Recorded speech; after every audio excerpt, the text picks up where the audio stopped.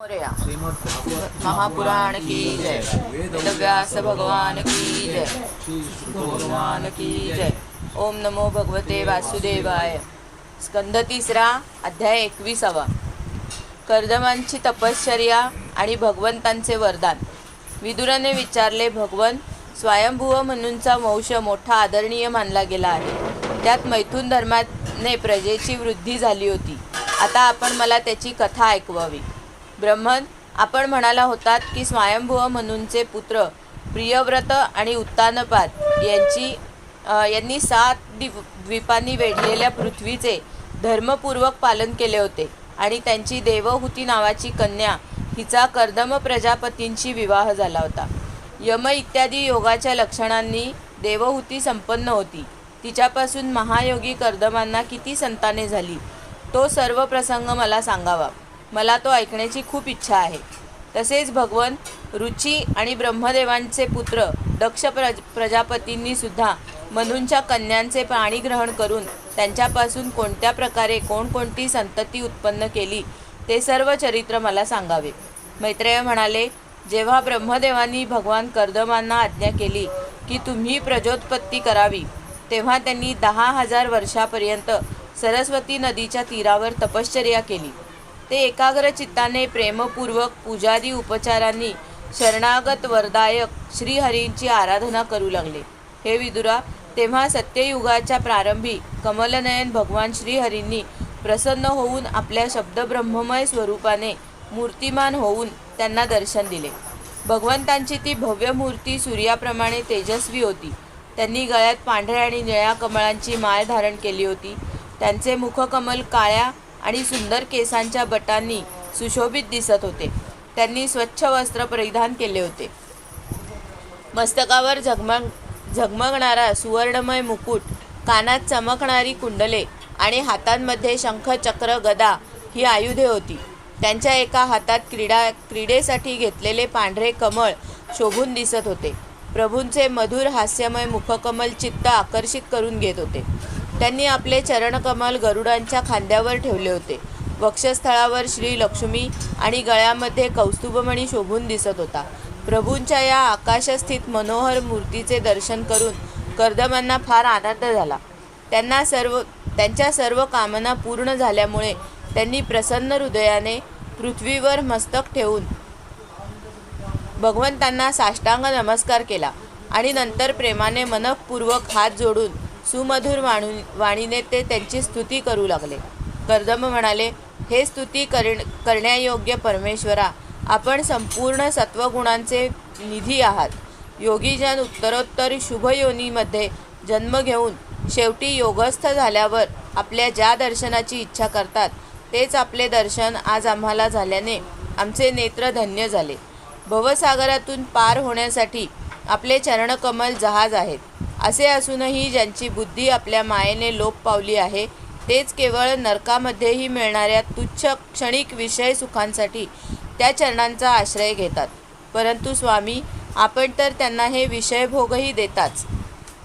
प्रभो, तसाच कालकलुषित हृदय असलेला मी सुद्धा माझ्या स्वभावाला अनुरूप आणि गृहस्थ धर्म पालन करण्यास सहाय्यक अशा कन्येशी विवाह व्हावा म्हणून आपल्या कल्पवृक्षाप्रमाणे सर्व कामना पुरवणाऱ्या चरणकमलांना शरण आलो आहे. सर्वेश्वरा, आपण सर्व लोकांचे अधिपती आहात. नाना प्रकारच्या कामनांमध्ये गुंतलेले हे लोक आपल्या वेदवाणीरूप दोरीने बांधले आहेत.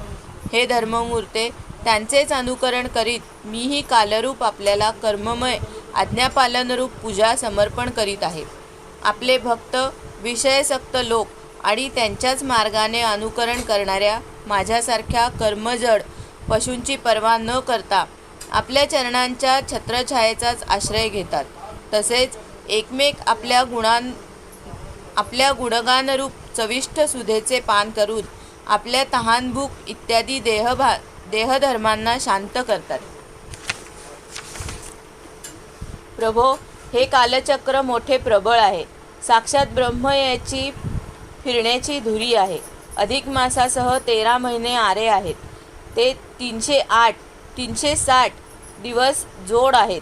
6 ऋतू चाकाचा घेर, अनंत क्षण, पल इत्यादी याच्या तीक्ष्ण धारा आहेत. तसेच 3 चातुर्मास याची आधारभूत 3 वर्तुळे आहेत. हे अत्यंत वेगवान संवत्सर रूप कालचक्र चराचर जगाचे आयुष्य संपवत फिरत असते, परंतु आपल्या भक्तांच्या आयुष्याचा ऱ्हास करू शकत नाही. भगवंत ज्याप्रमाणे कोळी कीटक स्वतःच जाळे पसरतो, त्याचे रक्षण करतो आणि शेवटी ते गिळून टाकतो, त्याचप्रमाणे आपण एकटेच या जगाची रचना करण्यासाठी आपल्याशी अभिन्न अशा योगमायेचा स्वीकार करून त्यातून अभिव्यक्त झालेल्या आपल्या सत्वगुणादी शक्तीद्वारा स्वतःच या जगाची उत्पत्ती, पालन आणि संहार करता.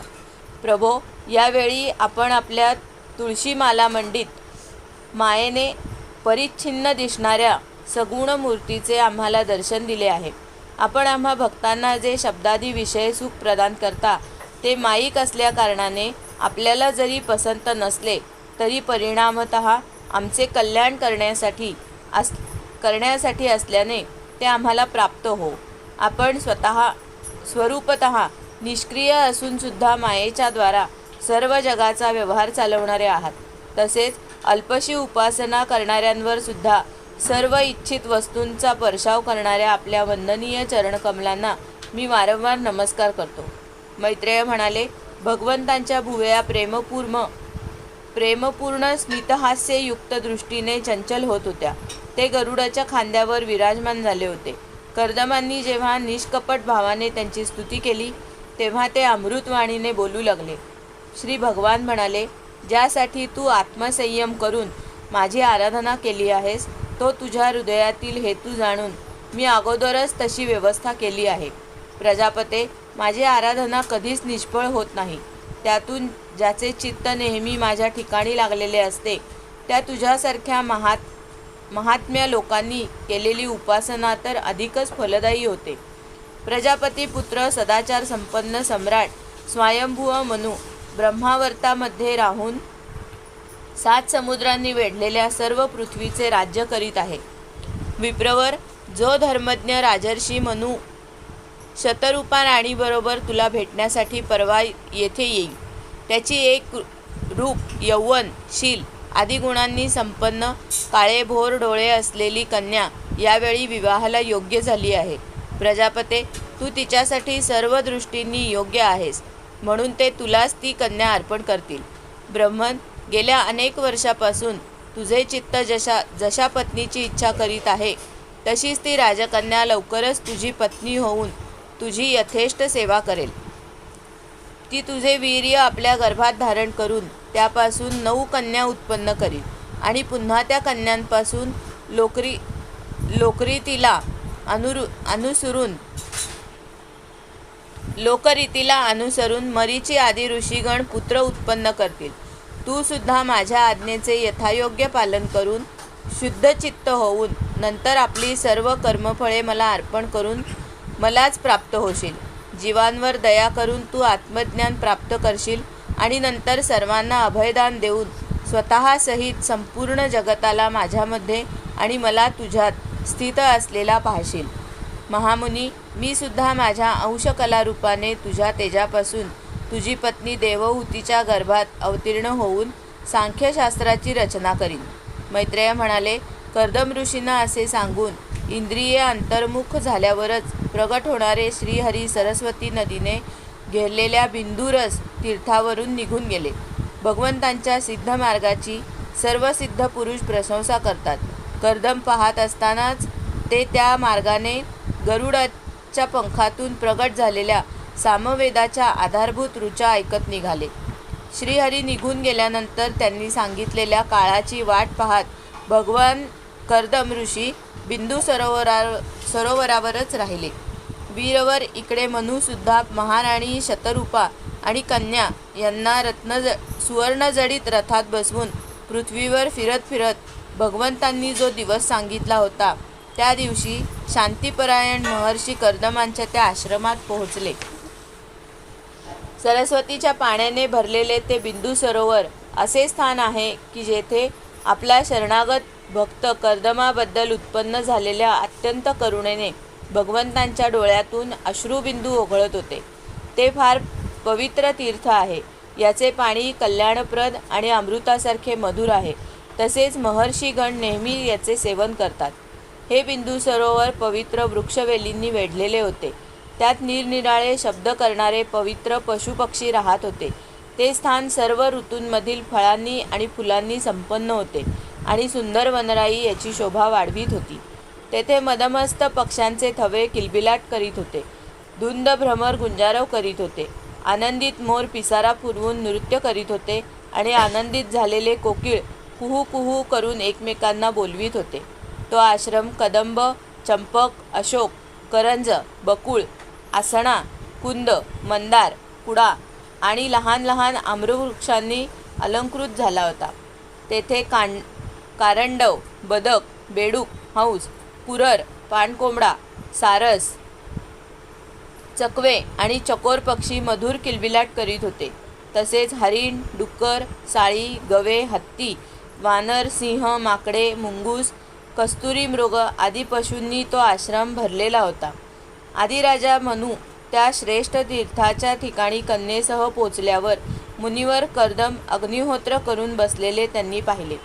पुष्कळ दिवसपर्यंत उग्र तपश्चर्या केल्यामुळे त्यांचे शरीर अत्यंत तेजस्वी दिसत होते.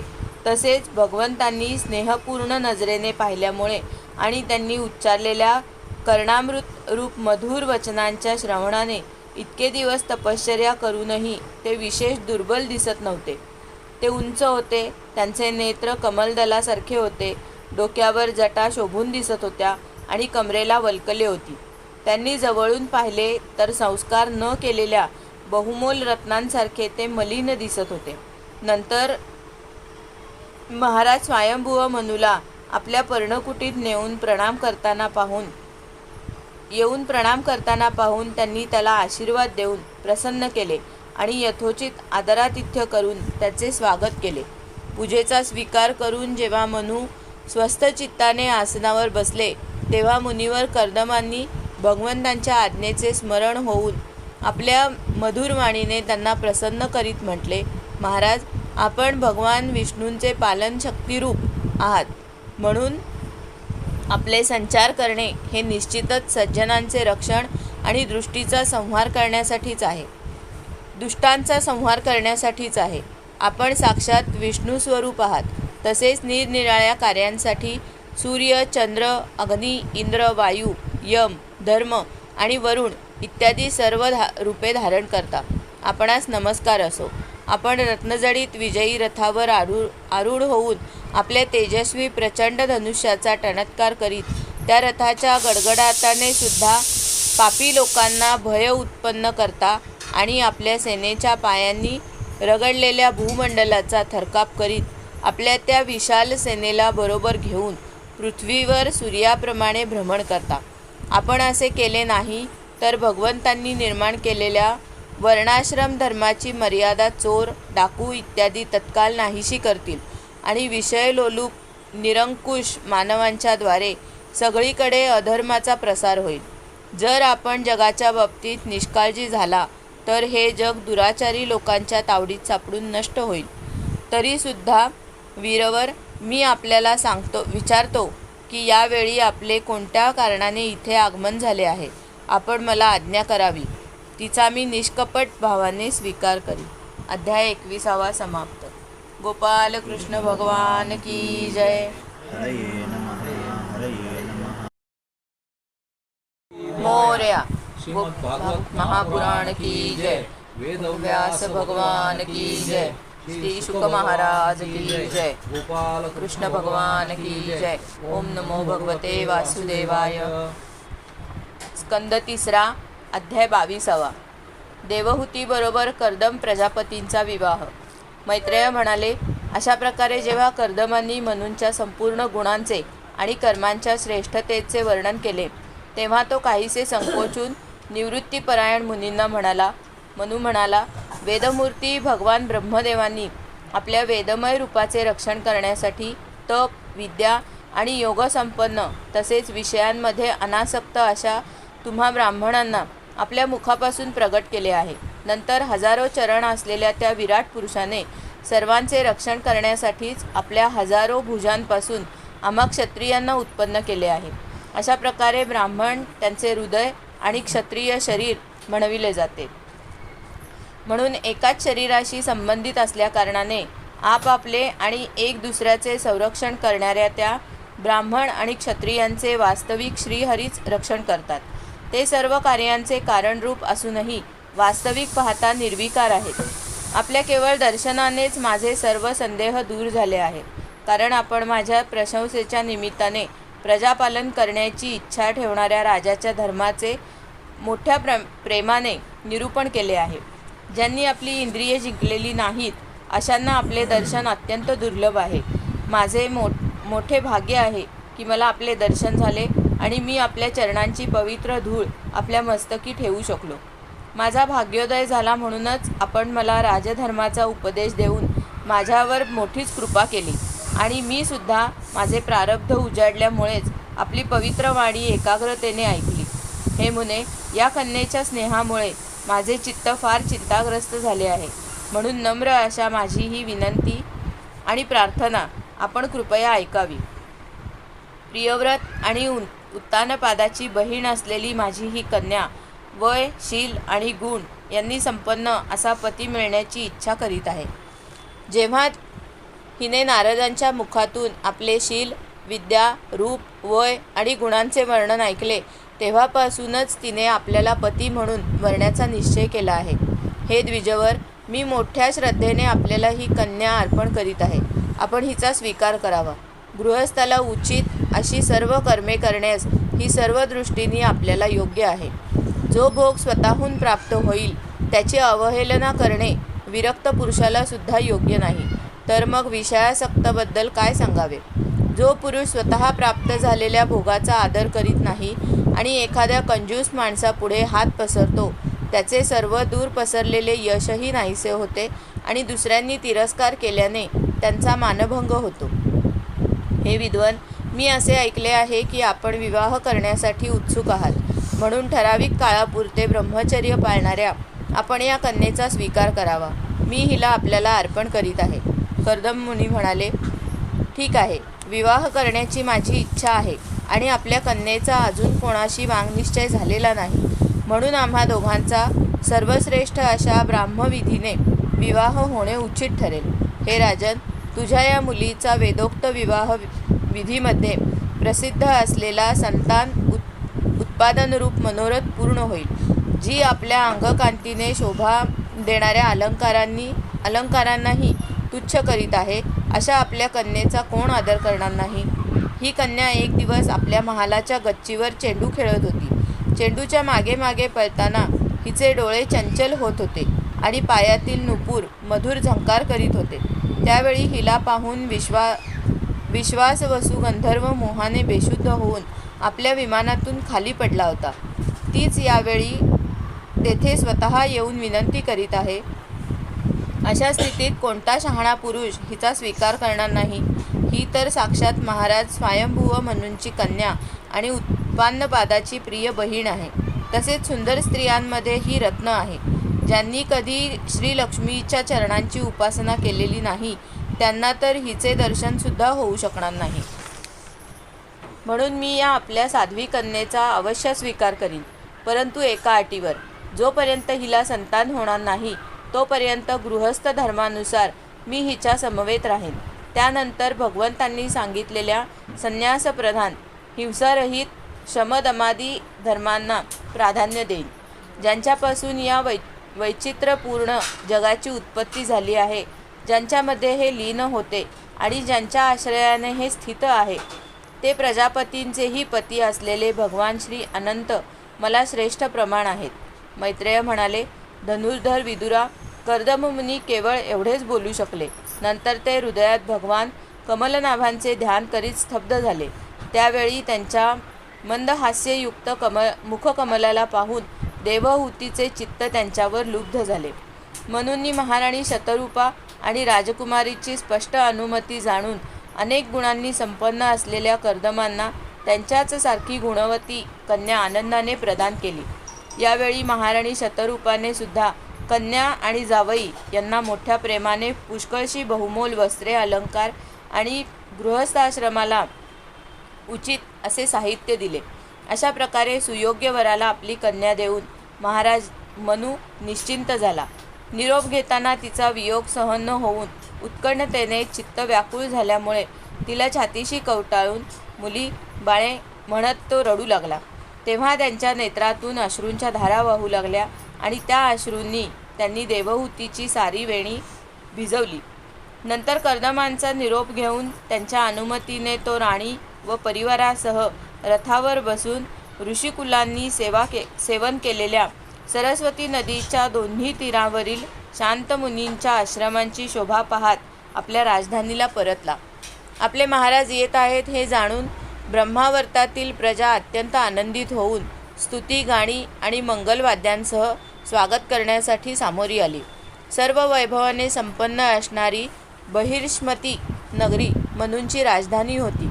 पृथ्वीला रसातळातून वर आणल्यानंतर तेथे अंग झाडताना श्री वराह भगवानांचे केस गळून पडले होते.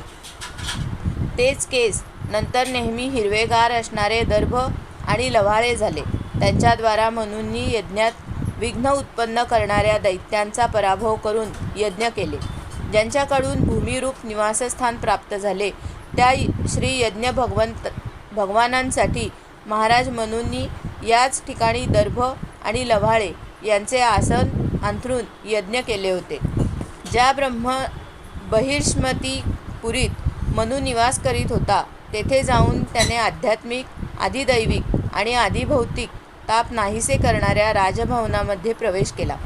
तेथे आपली पत्नी आणि संततीसह तो धर्म, अर्थ आणि मोक्षाला अनुसरून असणारे भोग भोगू लागला.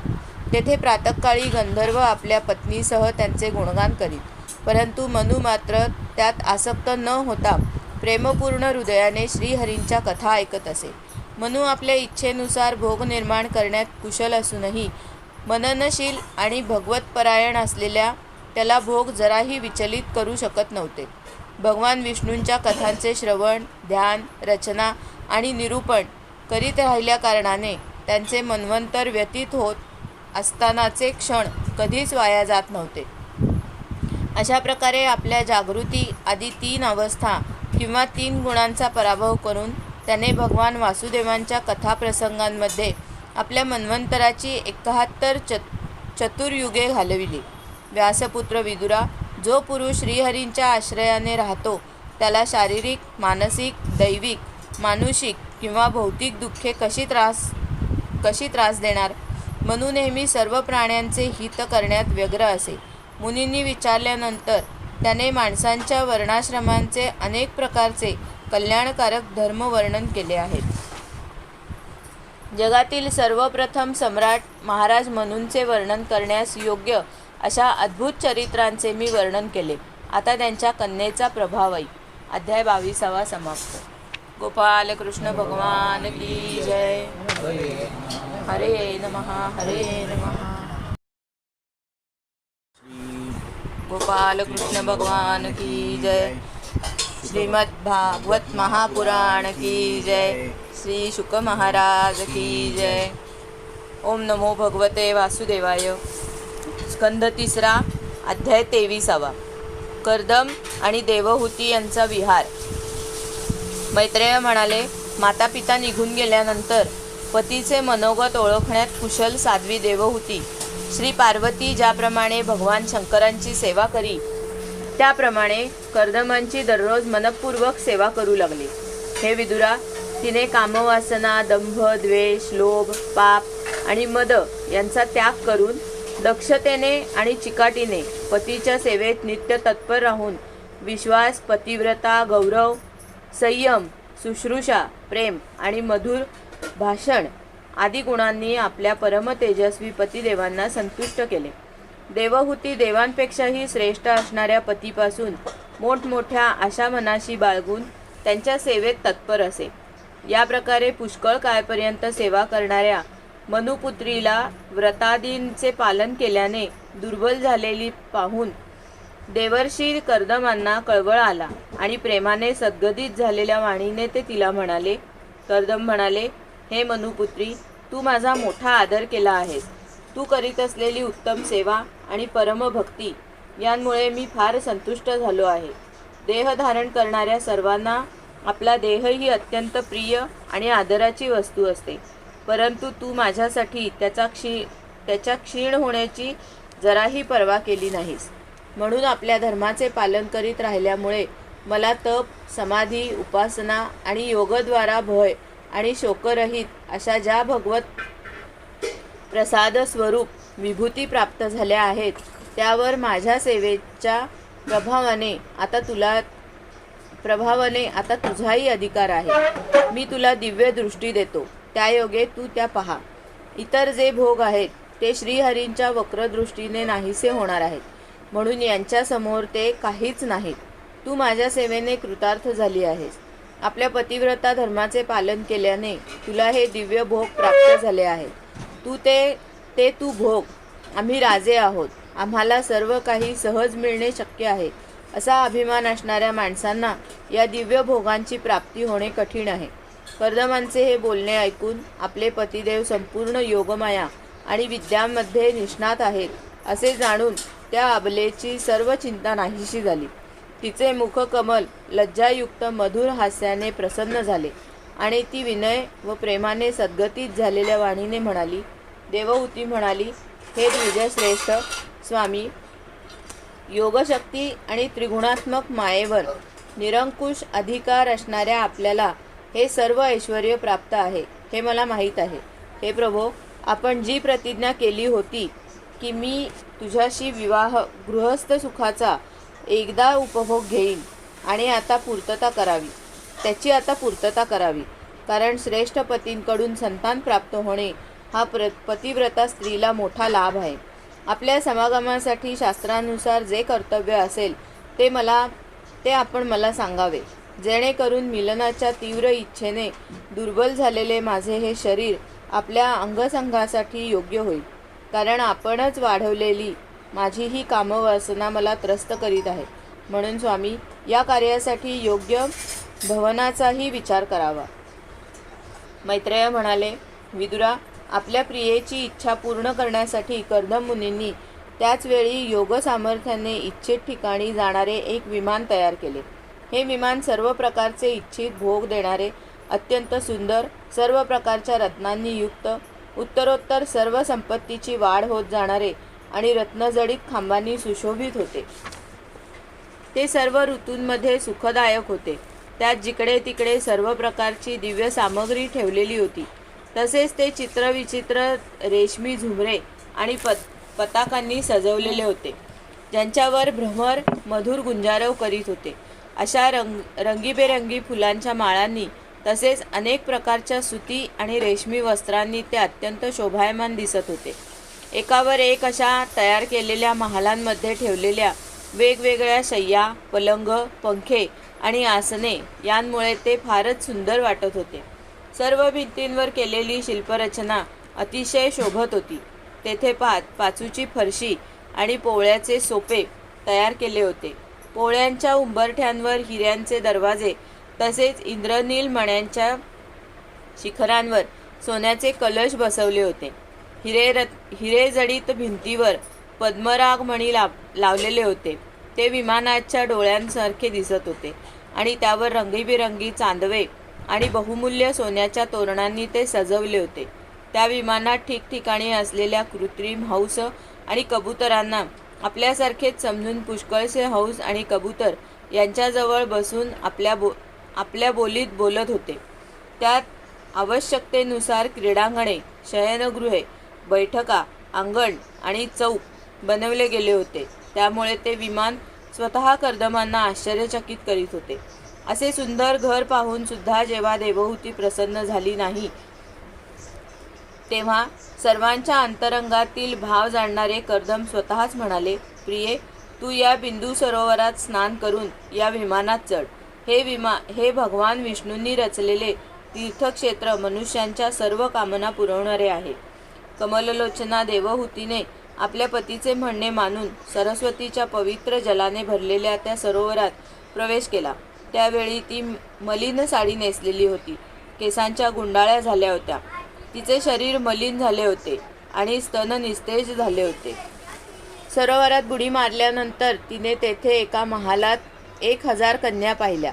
त्या सर्व किशोरवयीन होत्या आणि त्यांच्या शरीरातून कमलपुष्पांसारखा सुगंध येत होता. देवहूतीला पाहताच त्या सर्व स्त्रिया ताबडतोब उठून उभ्या राहिल्या आणि हात जोडून म्हणाल्या, आम्ही आपल्या दासी आहोत.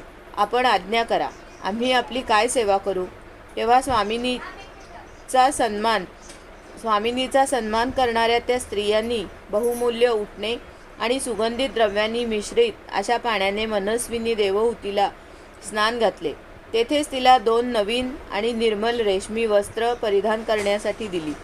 नंतर त्यांनी मौल्यवान, सुंदर आणि तेजस्वी अलंकार, सर्व गुणसंपन्न भोजन आणि पिण्यासाठी अमृत समान पेय तिला दिले. यावेळी देवहूतीने आरशात पाहिले असता तिला दिसले की तिने फुलांचा हार घातला आहे, स्वच्छ वस्त्रे परिधान केली आहेत, तिचे शरीर निर्मळ असून कांतिमान झाले आहे. तसेच त्या कन्यांनी मोठ्या आदराने तिचा मंगल शृंगार केला आहे. तिने डोक्यावरून स्नान केले आहे, अंगावर सर्व प्रकारचे दागिने घातले आहेत. तसेच गळ्यात हार, हातांमध्ये काकणे आणि पायात झंकार करणारे सोन्याचे पैंजण आहेत. कमरेला सोन्याचा रत्नजडित कंबरपट्टा, गळ्यात बहुमूल्य रत्नहार आणि अंगाला कुंकुमादी मंगलद्रव्ये लावली आहेत. तिचे मुखसुंदर दंतपंक्ती, मनोहर भुवया, कमळाच्या कळीशी स्पर्धा करणारे प्रेमकटाक्षमय सुंदर नेत्र आणि काळेभोर केस यामुळे फारच सुंदर दिसत होते. जेव्हा देवहूतीने आपल्या ऋषीश्रेष्ठ प्रिय पतिदेवांचे स्मरण केले तेव्हा जेथे ते कर्दम प्रजापती होते तेथेच संख्यांसहित आपण असल्याचे तिला दिसले. त्यावेळी पतीसमोर हजारो स्त्रियांसह आपण असल्याचे पाहून आणि ते त्यांचे योग सामर्थ्य पाहून देवहूतीला मोठे आश्चर्य वाटले. हे शत्रुंजय विदुरा, कर्दमांनी जेव्हा पाहिले की स्नान केल्याने देवहूतीचे शरीर निर्मळ झाले असून पूर्वीसारखेच अपूर्व शोभेने संपन्न झाले आहे, तिचे सुंदर वक्षस्थळ चोळीने झाकले आहे, हजारो अप्सरा तिची सेवा करीत आहेत, तसेच उंची वस्त्रे तिच्या शरीरावर शोभून दिसत आहेत, तेव्हा त्यांनी मोठ्या प्रेमाने तिला विमानात बसवून घेतले. त्यावेळी आपल्या प्रियतमेवर अनुरक्त होऊन सुद्धा कर्दमांची महत्ता कमी झाली नाही. अप्सरा त्यांची सेवा करीत होत्या. उमललेल्या लाल कमळांनी शृंगार करून अत्यंत सुंदर बनलेले ते विमानात अशा प्रकारे शोभून दिसत होते की जणू काही आकाशात तारकांनी वेढलेला चंद्रच. त्या विमानावर निवास करून त्यांनी दीर्घकालपर्यंत कुबेराप्रमाणे मेरू पर्वताच्या दऱ्यातून विहार केला. या दऱ्या 8 लोकपालांच्या विहार भूमी आहेत. यांमध्ये काम वाढवणाऱ्या शीतल मंद सुगंधी वायू वाहत असतो आणि गंगा नदीच्या स्वर्गातून पडण्याच्या मंगलध्वनी नेहमी येत असतो. त्यावेळी सुद्धा दासींचा समुदाय यांच्या सेवेसाठी उपस्थित होता आणि सिद्धगण त्यांना वंदन करीत होते. अशा प्रकारे प्राणप्रिया देवहूतीबरोबर त्यांनी वैश्रंभक, सुरसन, नंदन, पुष्पभद्र आणि चैत्ररथ अशा अनेक उद्यानातून तसेच मानस सरोवरामध्ये प्रेमपूर्वक विहार केला. त्या तेजस्वी आणि इच्छेनुसार चालणाऱ्या श्रेष्ठ विमानात बसून वायूप्रमाणे वेगाने सर्व लोकांमध्ये भ्रमण करीत कर्दमांनी विमानविहारी देवांवरही मात केली. ज्यांनी भगवंतांच्या भवभयहारी पवित्र चरणांचा आश्रय घेतला आहे त्या धीर पुरुषांना कोणती वस्तू किंवा शक्ती दुर्लभ आहे.